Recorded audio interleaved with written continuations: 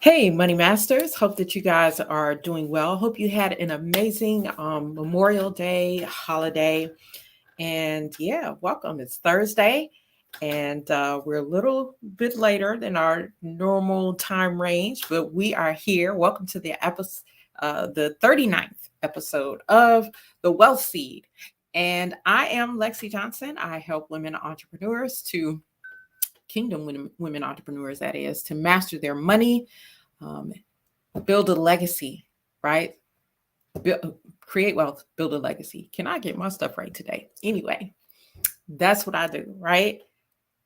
So today on this podcast, what are we talking about? We are talking about the debt ceiling decision and how it affects you, because oftentimes, the average person watches this stuff in the news, but we really don't have an understanding of how this affects us, particularly in this day and age, right? Because this is not just the normal run of the mill debt ceiling thing, crisis that we've been through before. There are some other things going on, right? I've been talking for several weeks, maybe a year more, about this economic shift that is getting ready to take place. So we're going to talk about the debt ceiling, how it affects you, um, how the role it plays in this economic shift. We're going to talk about it, right? But first, our crazy money story for the day. All right. So listen, if you're watching, whether you're watching live or the replay, let me know who you are and where you are watching from, so that I can acknowledge you. And hopefully, when you comment, I'll be able to see your comments. But if not, I go back and I'll check the thread. So don't worry, I will acknowledge you. Okay. All right. So what is our crazy money story for today? Well, this crazy money story has to do with a travel nightmare. So there was this gentleman who was traveling from Misawa, Japan, okay, to Kathmandu, Nepal. So he had to buy tickets from Misawa to Tokyo, and then from Tokyo to Nepal, right? And you had to buy them on separate airlines, right? On the day of the trip, he gets off work, he rushes home. Okay, now I can imagine he probably didn't get off work at the time that he really wanted to get off work, but he got off work, he rushes home to get his wife, get their bags, whatever, so they can hurry and catch their flight, okay, to Tokyo. The times were really, really tight, okay? Times meaning the time of day and all that, the time that he had to get from the house to the airport, very tight, and get checked in and all that kind of stuff. So they also could not check their luggage to the final destination, right? So there were some special things going on for that. So when they arrived in Tokyo, they had to leave the security area, grab their bags, and then check in again, right? So they get their flight, okay, from Misawa to Tokyo. But in Tokyo, they have to leave the security area, get their bags, and now they have to go through security again, okay, to catch the next flight to Nepal. Well, there was an automated check-in that they could use, but it kept giving them an error. It kept directing them to check in at the desk. So they eventually had to go to the desk. The woman brought their tickets up, and she informs them that their flight had actually already left. Turns out that the flight that he booked had departed at 12:20 that morning. He thought it was 12:20 later on, right?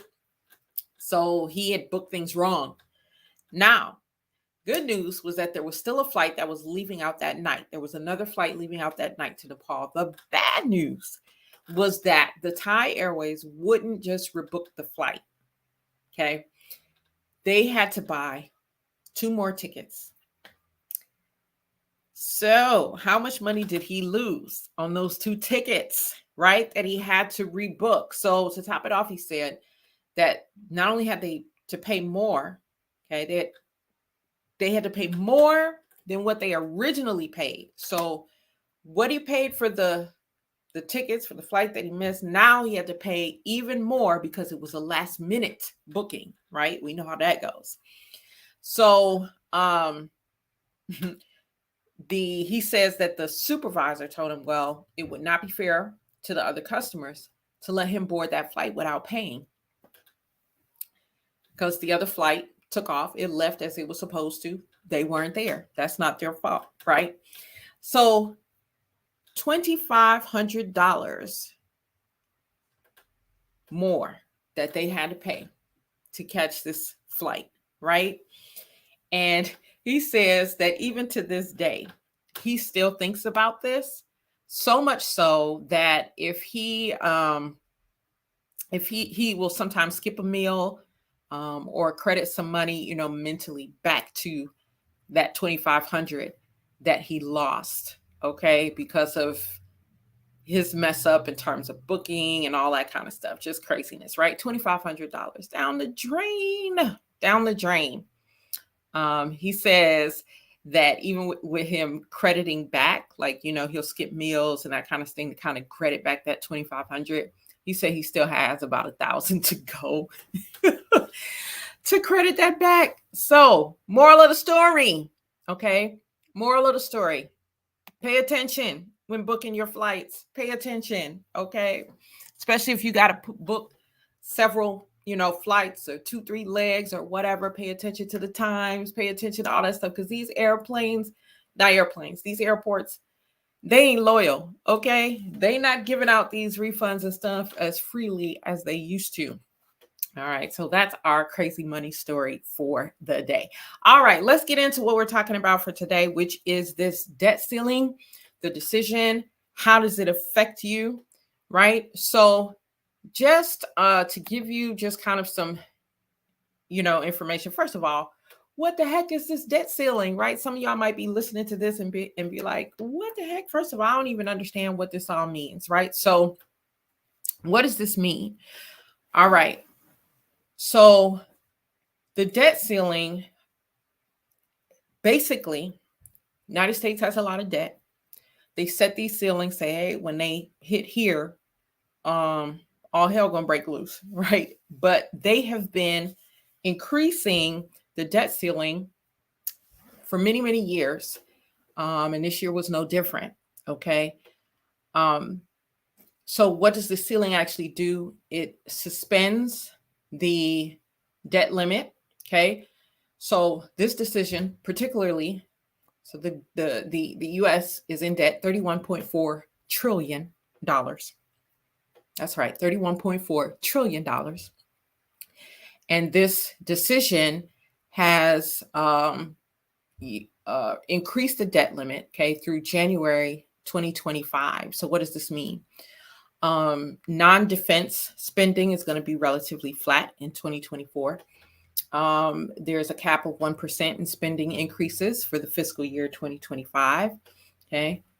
The U.S. government's fiscal year runs from October through September. Okay. So this is why it was such a big deal to get this done now, because we are approaching October. All right. So in addition to curbing spending, the deal protects veterans' healthcare benefits. It temporarily broadens work requirements for certain adults that are receiving food assistance benefits. They're going to now go back and reclaim some of those COVID-19 relief funds that have not been used. They are cutting funding for the IRS. That's a circle. I'm not even getting into that. They are going to restart student loan repayments. I want to pause right there. They're going to restart student loan repayments, because here's what I've been telling you all, that I did not foresee them doing any kind of student loan debt cancellation. Sounded good, got people's hopes up, but I didn't foresee them doing that, because this is a way that they make money. The student loan debt is either number one or number two on their income sheets. Okay. This is how they make money. So I already knew that wasn't going to happen. And the debt ceiling and the provisions in that have confirmed it. Okay. So student loan payments are going to restart. Also, this debt ceiling provision is going to expedite natural gas pipeline in West Virginia and some other things. But these are some of the major things that were included in it. The Congress Budget Office is expected to release a detailed analysis of the deal sometime in this week, okay, or in a week, I should say, maybe not this week, but in a week. All right, now the deal still has to go through, the Senate and all of that, so it still has to go through that. But Congress came at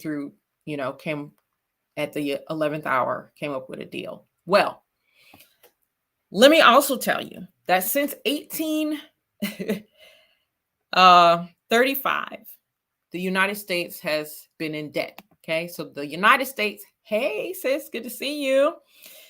The United States has been in debt. The last time they were debt free, 1835. Okay, 1835. I could say a whole lot about that, right? All right, anyway, 1835, since the last time that they have been debt free. Now, how many times have they increased or raised the debt ceiling? Depending upon what you read, yeah, that's absolutely crazy, isn't it? Depending upon what reports you read, you're going to either see 74 or 78 times, because some reports since 1960, some reports since 1962. So depending upon which one, but if you're looking at 1960, they have increased the debt ceiling 78 times. Wouldn't it be something that we could just go in and just increase our debt ceiling? All this debt, don't pay it back, just increase the ceiling. Anyway, that's what they've done. Okay. Now, there are a lot of other things that they are kind of not talking about that is feeding into all of this in the overall economic situation of the United States. First of all, don't buy into any conversation about recession or depression. This is not a recession or a depression.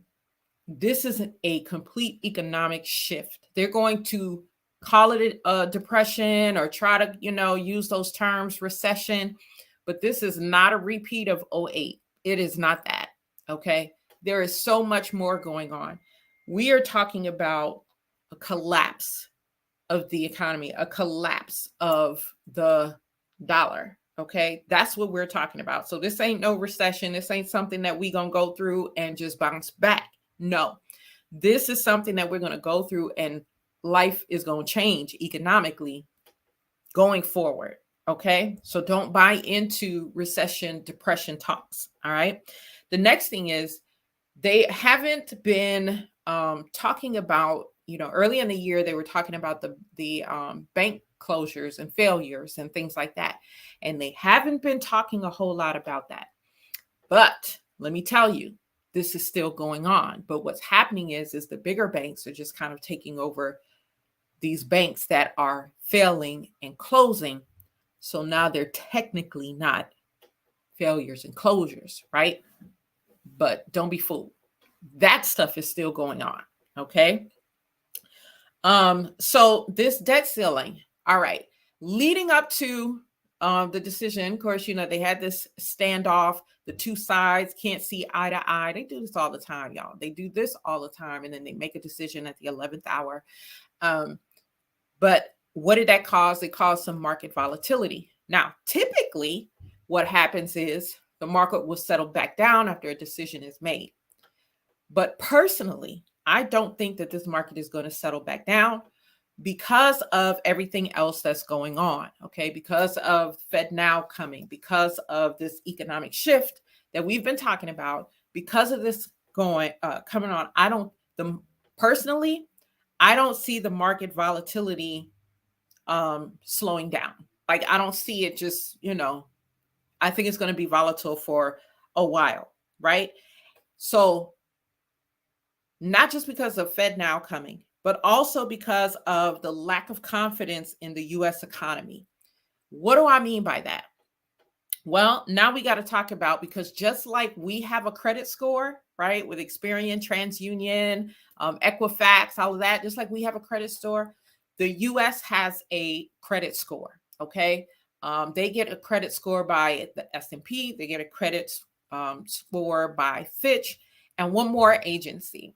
Okay, and so AAA is like the best credit score you can get. Then it goes down from there: AA, A, triple B, B. So the lower and lower you get, the worse it is. You will see this if you're an investor and you invest in like bonds and stuff. You'll see that it has a AAA score or a C score or whatever, right? And so this gives you some indication as to whether or not to invest. Now, the last time the US had a downgrade in their score was 2011, moved from AAA to AA. Now, I am, because they're at AAA right now, but I am thinking that it's going to be downgraded again, because there is a lack of confidence right now in the US economy, not just by the US, people who live here in the US, but people who live abroad. Okay, let me explain. So there are countries that purchase bonds and things like that, right? So the top foreign holders of US debt are Japan, number 1, China, number 2, UK, number 3, Belgium, number 4, and I'm going to give you their their share totals in a moment. It used to be China was number 1, okay, but China has since been dumping off and selling off a lot of its US debt, treasuries, okay? And so now Japan has become number 1, but these countries are selling off their debt. Okay, so Japan is number 1 at 14.7%. China is number 2, 11.9%. United Kingdom is 8.9%. Belgium is 4.8%. So those are the top 4. You got some other countries coming in after that. But the number 1 holder, this is crazy. It's not crazy, but I just want you all to think about how all of this is coming together. Yes, they are, and they're smart too. Elder Joan, they are investing in Africa and in the Caribbean, and they're very smart too. And I might even say, like, if they're investing particularly in Africa, like in a Zimbabwe, because the Zimbabwe, their coin is backed by gold, whereas the United States, our dollar isn't backed by anything. Okay, remember, it came off of the gold standard in 1930 something, right? 33, I think it was. Came off of the gold standard. Then back on, then off again, right? So the US dollar is just what it says, it's just backed by the US good faith, right? Backed by nothing but good faith. And so this is why I'm saying this lack of confidence is an issue. So China has been selling off its US debt that it's been holding. And Elder Joan, like you said, investing in other countries, Africa, the Caribbean, and so forth. And these other countries are starting to do the same thing. Okay, they are slowly but surely dumping off their U.S. Holdings. Okay, which are the treasuries. Now, I was saying the number 1 holder of U.S. debt is the Federal Reserve. Now, some of y'all, want y'all to think about this, because you may have not heard me talk about this before. I've talked about it, but if you're new to following me, you may or may not know this. The Federal Reserve is not a government entity. It's not a government entity. It may sound like one because we're talking about Federal Reserve. It sounds like a government entity. It is not. It is a privately owned entity. Okay, they are the number 1 holder in U.S. debt. Number 1. Now, enter in Bilderberg. Bilderberg. Have any of you, put a 1 in the comments if you have heard about Bilderberg? Okay, put a 1 in the comments if you know anything about Bilderberg. So back in the day, um, back in the day, they, the Bilderberg thing, it used to be like, oh, that's like a conspiracy of all of these. It's made up of, the ruling families. Okay. So it was started by Rockefeller. They invited these ruling families. Okay. And they had these secret meetings, but people felt like, oh, this is a conspiracy because they were not very public at all about when they met, how they met, all of those things. Right. Well, now here we are, 2023, and the meeting that they had this year, they had in May, I believe it was May 18th. Okay, very public about it. CNN said something about it, or was it CNN or CNBC? CNBC said something about it. Like, you would never hear this in the news before, right? So they actually even and CNBC got the news because there was a press release. They've not done stuff like this before. There was a press release, okay? And in that release, they named where they were meeting, which they normally don't say where they meet, okay? So they were meeting in Lisbon, Portugal. Interesting, because y'all know that's where the slave trade started, right? All right, so they let me slow down. They reported that they were meeting in Lisbon. They also reported some of the people that were going to be there, the number of people, and they gave some of the names of the people that were going to be there. They normally don't do that. Okay. Yeah, that is a little scary, Elder John. That is a little scary. So not only did they report some of the people that were going to be there and the number of their participants, but they even reported what some of their topics were going to be. You guys want to hear what some of their topics are? Were, because they've already had this meeting. You want to hear what some of the topics were? Drop a 1 in the chat if you want to hear what some of the topics were. Drop a 1 in the chat if you want to hear what some of the topics were.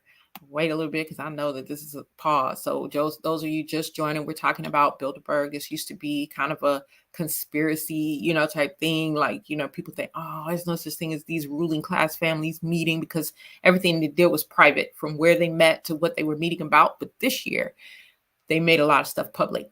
So here are some of the topics that they were discussing. Hey, to you that just joined, unfortunately, StreamYard is not telling me who you are, but I want to acknowledge you. Thank you for joining. All right. So here are some of the key topics that they said they were discussing this year. AI, the banking system, China. You've heard me name all of these things so far as we're talking about the debt ceiling, right? All of these topics so far. Energy transition, Europe, fiscal challenges, India, the industrial policy and trade, NATO, Russia, transitional threats, Ukraine. And before I name this last one, I just want you all to know that the countries that they are talking about are countries that are either at war, right? Or will be at war. Just so you know. Hey, and all this stuff is public. Like, this is not secret information. You can Google this stuff yourself and find it. Okay. Now, here's the last topic that they put in this press release that they were going to be discussing. Okay. And before I share that, drum roll and all that kind of stuff, right? Cliffhanger. They've been meeting since 1954. Okay. All right. Now, U.S. leadership was also a topic for discussion. Now, why do you think they would be talking about the U.S. leadership? Okay. And go broader than just about Biden. Why are they talking about the U.S. leadership? Let's connect the dots. They are the number one holder in U.S. foreign debt, the number one investor in U.S. foreign debt. They are, they are the ruling families. Okay. Pretty much whatever they come together and decide is going to happen, happens.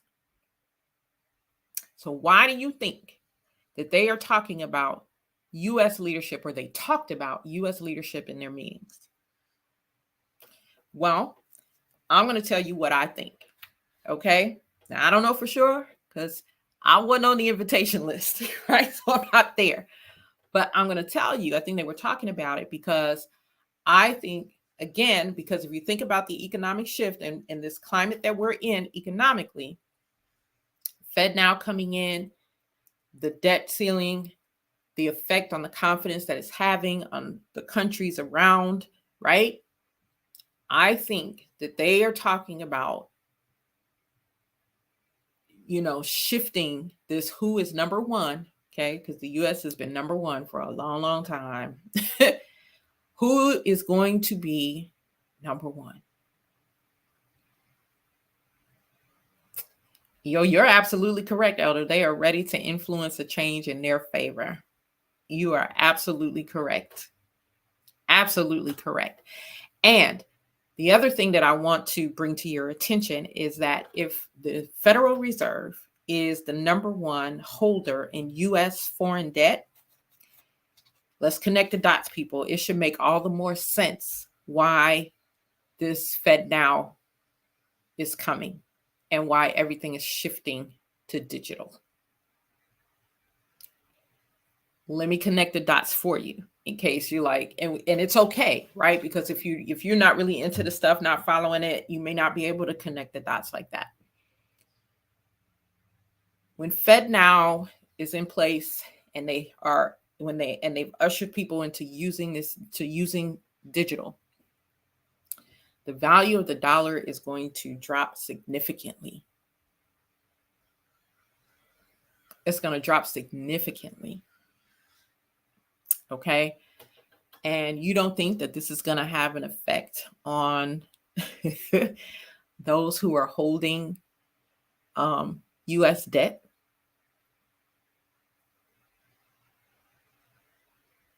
It sure is. It sure is. It sure is. It's going to have an effect on those holding U.S. debt. This is why I believe, okay, I'm saying this is written anywhere. This is just what I believe. This is why I believe that U.S. leadership was a topic on their agenda this year in that way. Okay, because something has to be done. Like we keep talking about this debt bubble, but yeah, it's going to burst. Okay, and not because they didn't pass they didn't come to an agreement. It's going to burst regardless of the raising of the debt ceiling another time or not. It will burst because at some point the madness has to end, right? And I believe that the FedNow, that whole project ushering us to digital, is what is going to burst that bubble. And it's going to people are going to the value of their investments, not the dollar amount, the value of investments, paper investments, stocks, bonds, mutual funds, ETFs, yada, yada. The value of those investments are going to be cut. That's what I think. Which is why now we've been talking about, hey, how can we protect assets? Which is why I have been talking about, hey, make sure you have a portion of your emergency money in like gold and silver. The value of the dollar has been dropping, and it's going to drop significantly, I believe, when the digital coin is fully in effect, and they're ushering people in that way. Now, that's just me. I'd like to hear what you think. So let me know what you think. You can drop it in the chat. Let me know what you think about all this. Or is it like, I don't know, a lot of this is a little over my head. And that's okay. If it is, that's why I'm here. And that's why we've been talking about how we prepare for these things, right? And so not just preparing financially, because let me tell you what, when people um when people start to see that what they have is not going to be as valuable as it once was, I'm telling y'all, it's going to be chaos in the streets. It's going to be chaos in the streets. People have already been, collapsing in on banks and, going crazy because certain banks, certain places, they hadn't been able to get their money. People don't play, when it comes to their money. So it's going to be chaos in the streets. It is. And I'm telling you all, don't get involved in that. Don't get involved in the chaos in the streets. Don't be distracted, and don't go get involved in those marches and that stuff having to do with that. Don't do it. Don't do it. Okay. You need to be with your families, strategizing, making sure that you have food and all of these things. And why do I talk about food and this and that hasn't that? Because you're like, what does that have to do with money and all that kind of stuff? Because here's the thing. Not only because people are going to see the value of their things going down, that there's going to be chaos in the streets, but everything that's going on economically right now, people are going to lose jobs because businesses are they're going out of business. Bed Bath & Beyond just went out of business. And they're going out of business because of everything that's going on. The interest rates are higher. They just did another prime rate hike. Interest rates are higher. So what does that mean for you? Mortgage rates are higher. Loan rates are higher. Credit card APR is higher. I just got a notice from one of my credit cards today talking about, hey, APR went up. And this is what it went up to, right? So all of this stuff is going on. Businesses, there are a lot of businesses, and we think they're big businesses, and they're barely holding on. But because of all these rate hikes and this and that, now they can't get the loans they need or whatever else is going on, these businesses, they're going out of business. People are going to lose their jobs. And you know how it gets when people lose jobs and they get desperate because they're not prepared. And that's why I've been telling y'all, hey, beef up on these emergency funds. Y'all can't be playing around with that stuff. You got to get a hold of it, okay? And I feel myself getting into, I don't know, locker room mode. I'm gonna call it, just being real, trying not to, but it's time out for playing around about not having an emergency fund. You just cannot play around with it. And the closer this stuff gets, and I see it. People going to be out in them streets because they're desperate times. So beef your emergency funds up. Get your food up. Okay. Learn how to grow some food. You ain't got to grow all the food, right? But heck, grow you some food, something that can sustain you for a time.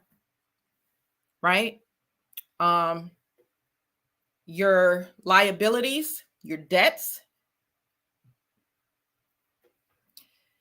get those things down, pay them off, get them down. And if at all possible, get it as much as you can get it down. This is not a time to play. It's not a time to play. Any little extra funds you got right now, any extra funds coming in, you need, again, beef your emergency fund up, get food, water, all that kind of stuff. And some of y'all might say, you sound crazy. That's all right. I'll sound crazy. I just told my husband today, because we already have our stash of food, y'all. We already have our stash. We have our water. We have, our gold, silver. We are the things that we tell you all to do, we have already done. And I was telling my husband today, I said, babe, I think we need to double up on what we have already done, because there are going to be people in our own family not listening. They're not ready. And so we need to be, and that's what kingdom citizens are supposed to be. We have an abundance so that then we can help those who are going to be in need. So for those of you who you're like, yep, my emergency fund is beefed up. Yep, I have my, 6 months, 3 months, 6 months of food or whatever. I'm saying, 6 months or more. I have all of that. Now I'm saying, go get more and beef up, because there are going to be people in your own family or people around you that we're going to have to help.